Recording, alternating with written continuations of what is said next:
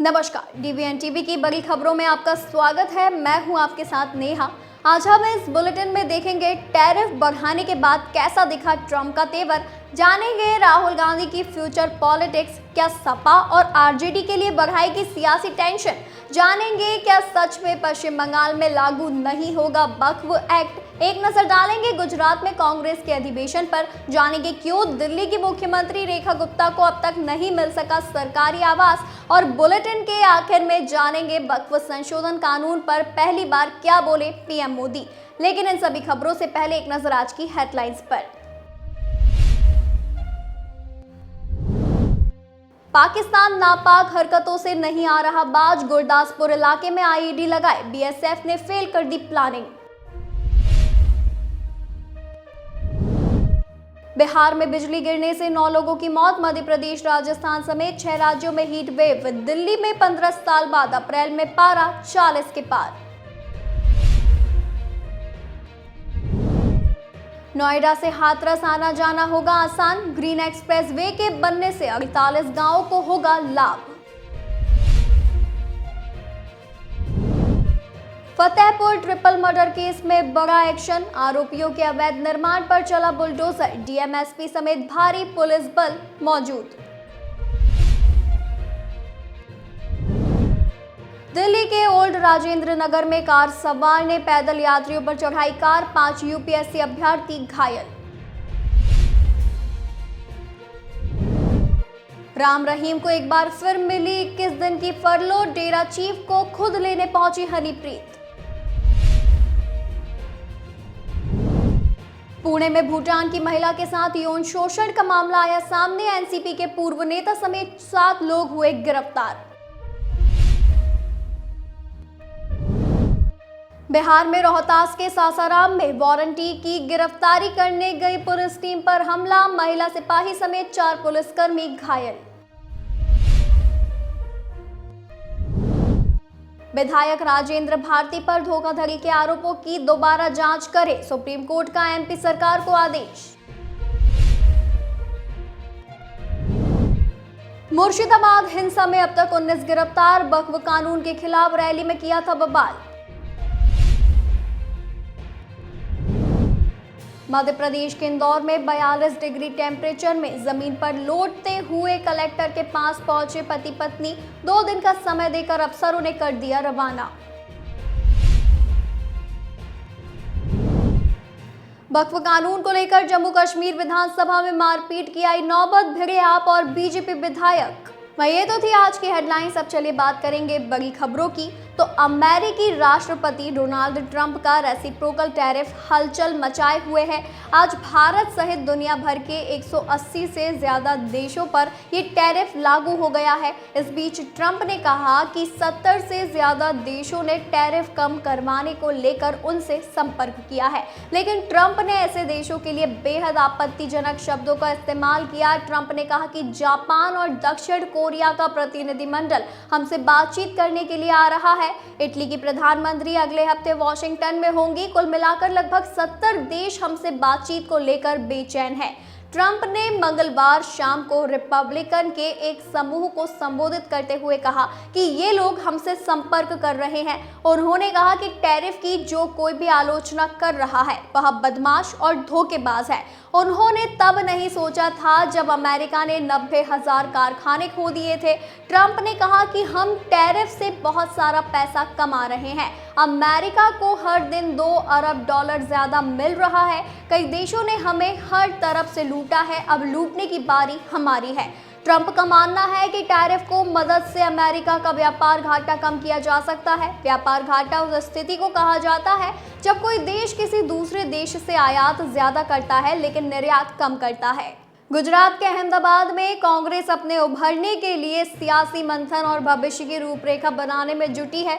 मंगलवार को Congress working committee की बैठक हुई, जिसमें पार्टी के लगातार गिरते जनाधार पर मंथन हुआ। सीडब्ल्यूसी की बैठक में कांग्रेस की कमजोरियों पर खूब चर्चा हुई, लेकिन पार्टी के उभरने का रोड मैप कोई नहीं बता सका। ऐसे में जब राहुल गांधी बोलने उठे तो उन्होंने सिर्फ कांग्रेस की कमजोरी के साथ बल्कि पार्टी के फ्यूचर पॉलिटिक्स का एक्शन प्लान भी सबके सामने रखा, लेकिन उससे सबसे बड़ी टेंशन कांग्रेस की सहयोगी सपा और आरजेडी जैसे दलों की बढ़ सकती है। कांग्रेस अपने सबसे बुरे दौर से गुजर रही है। देश की सत्ता से कांग्रेस 11 साल से बाहर है और एक के बाद एक राज्य उसकी पकड़ से बाहर निकलते जा रहे हैं। ऐसे में कांग्रेस दोबारा से उभरने के लिए गुजरात के अहमदाबाद में 2 दिन से मंथन कर रही है। कांग्रेस के इस अधिवेशन का मकसद संगठन को मजबूत करना और देश के प्रमुख मुद्दों पर विचार विमर्श करना है। CWC की बैठक में राहुल गांधी ने जिस तरह ओबीसी समाज पर मुख्य फोकस करने और मुस्लिमों के मुद्दे पर खुलकर बात रखने की बात कही है, उससे साफ है कि कांग्रेस अब अपने पुराने सियासी पैटर्न से बाहर निकलकर अपने राजनीतिक आधार को बढ़ाने की कवायद में है। कांग्रेस अधिवेशन के पहले दिन मंगलवार को CWC की बैठक हुई। सूत्रों की माने तो बैठक में राहुल गांधी ने कहा कि हम दलित, मुस्लिम और ब्राह्मण में उलझे रहे और ओबीसी समाज पूरी तरह हमसे दूर हो गया। पार्टी के पास अनुसूचित जाति और अनुसूचित जनजाति का समर्थन है, लेकिन ओबीसी वर्गों और अन्य कमजोर तबकों का समर्थन भी हासिल करने की जरूरत है। महिलाओं का भी समर्थन हासिल करना होगा, जो देश की आबादी का करीब 50% है। साथ ही उन्होंने कहा कि कांग्रेस जब अल्पसंख्यकों, खासकर मुस्लिम समुदाय की बात करती है तो उसकी आलोचना होती है, लेकिन इससे डरने की जरूरत नहीं है। कांग्रेस को ऐसे मुद्दे उठाने चाहिए और बिना झिझक अपनी बात रखनी चाहिए। कोलकाता में नवकार महामंत्र दिवस जैन कार्यक्रम के दौरान पश्चिम बंगाल की सीएम ममता बनर्जी ने कहा कि मैं अल्पसंख्यक समुदाय के लोगों से कहना चाहती हूं कि मुझे पता है कि आप वक्फ मामले से दुखी हैं, लेकिन विश्वास रखें कि बंगाल में कोई फूट डालो और राज करो नहीं होगा। बंगाल का संदेश जियो और जीने दो का संदेश देना चाहिए। उन्होंने कहा कि बंगाल में रहने वालों को सुरक्षा देना हमारा काम है। मैं आप सभी से अपील करती हूं कि अगर कोई आपको राजनीतिक रूप से इकट्ठा होने के लिए उकसाता है तो कृपया ऐसा ना करें। याद रखें कि दीदी आपकी है और आपकी संपत्ति की रक्षा करेगी। अगर हम साथ रहेंगे तो हम दुनिया जीत सकते हैं। ममता बनर्जी ने कहा कि बंगाल में कोई भी डिवाइड करने का रूल नहीं होगा। उन्होंने कहा सभी को ये मैसेज दीजिए कि हम एक साथ हैं और यही मैसेज सभी को देना है। ममता बनर्जी ने कहा कि हमारा उद्देश्य जोड़ना है, बांटना नहीं। हम एकजुट रहेंगे तो देश तरक्की करेगा। कुछ लोग बंगाल को बदनाम कर रहे हैं, कह रहे हैं कि मैं राज्य में हिंदू धर्म को संरक्षण नहीं देती। फिर सबको संरक्षण कौन देता है? मुझे बंगाल के अल्पसंख्यकों को श्रेय देना चाहिए जो राज्य में हिंदू त्योहार भी मनाते हैं। सबका सिस्टम भले ही अलग हो सकता है, लेकिन बंगाली लोग बंगाली गाना गाते हैं, हिंदू लोग हिंदी, गुजराती लोग डांडिया भी करते हैं। हम लोग मिलकर डांडिया करते हैं। उन्होंने आगे कहा मुझे ये कहते हुए गर्व है कि ये बंगाल है। उन्होंने कहा कि अगर हमें ये लोग गोली भी मार दे तो भी हमारी एकता को नहीं तोड़ सकते। उन्होंने कहा हम कोलकाता की काली मंदिर में आने के लिए सभी को इनवाइट करते हैं। उन्होंने कहा हमने नए ढंग से काली मंदिर को बनाया है और आगे कहा कि पुरी के जगन्नाथ मंदिर की तरह ही बंगाल में भी मंदिर बना रहे हैं। पहले दिन इसकी पूजा हम करेंगे, इसके बाद इस्कॉन को इसे सौंपा जाएगा। गुजरात के अहमदाबाद में कांग्रेस का 84वां अधिवेशन हो रहा है। ये 2 दिन का है। मंगलवार को पहले दिन कांग्रेस वर्किंग कमेटी यानी CWC की बैठक 4 घंटे चली। आज दूसरे दिन साबरमती रिवर फ्रंट पर मुख्य अधिवेशन हो रहा है, जिसमें देश भर से 1700 से अधिक कांग्रेस कमेटी के प्रतिनिधि भाग ले रहे हैं। अधिवेशन में कांग्रेस अध्यक्ष मल्लिकार्जुन खड़गे, सोनिया गांधी और राहुल मौजूद हैं, लेकिन प्रियंका गांधी नहीं पहुंची। खड़गे ने EVM पर सवाल उठाते हुए कहा कि सरकार ने ऐसी तकनीक बनाई है जिसमें उन्हें फायदा हो और विपक्ष को नुकसान। उनका सुझाव है कि चुनाव बैलेट पेपर से होना चाहिए, EVM से नहीं। उन्होंने कहा कि महाराष्ट्र चुनाव भी धोखे से जीता। महाराष्ट्र में 150 सीटों पर लड़कर 138 पर जीत हासिल की गई, जो 90% जीत है। ऐसा पहले कभी नहीं देखा। खड़गे ने आगे कहा कि सब कुछ पता लगा लिया जाएगा, क्योंकि चोर चोरी नहीं करता और आज नहीं तो कल पकड़ा जाएगा। अधिवेशन के दूसरे दिन की शुरुआत झंडा बंधन के साथ हुई। इसके बाद पार्टी अध्यक्ष खड़गे ने कार्यक्रम को संबोधित किया। उन्होंने कहा नरेंद्र मोदी एक एक करके सार्वजनिक क्षेत्र को बेचकर अपने दोस्तों को दे रहे हैं और देश को बेचकर चले जाएंगे।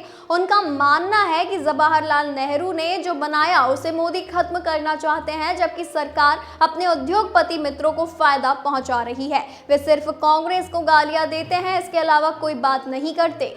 दरअसल आज के कार्यक्रम के लिए रिवर फ्रंट पर वीवीआईपी डोम बनाया गया है। इस अधिवेशन की थीम है न्याय पथ, संकल्प, समर्पण और संघर्ष।